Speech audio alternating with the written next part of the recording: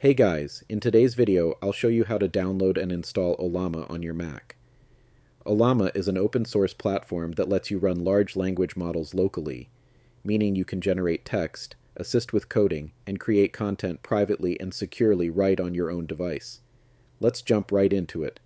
First, open your favorite web browser and go to the official Ollama website, ollama.com. On the home page, click Download.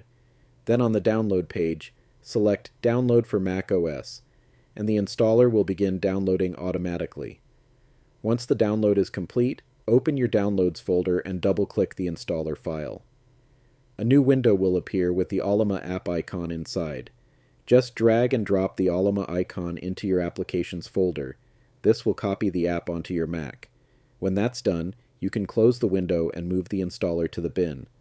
Next, open Finder, go to your Applications folder and launch Ollama. If your Mac shows a message saying Ollama is an app downloaded from the internet, are you sure you want to open it? Simply click Open.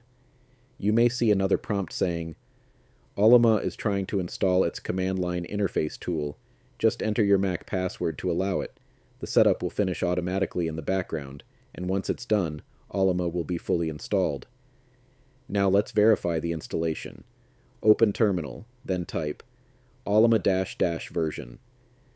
If you see the version number appear, that means Ollama is working correctly.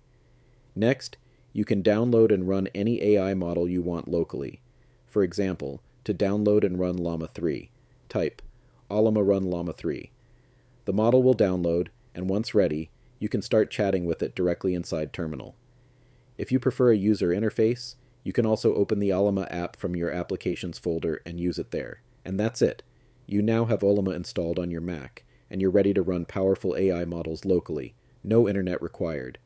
If this video helped, don't forget to like the video, subscribe to Bit9 tutorials, and let me know in the comments which AI tools you want to see next. Thanks for watching, and I'll see you in the next one.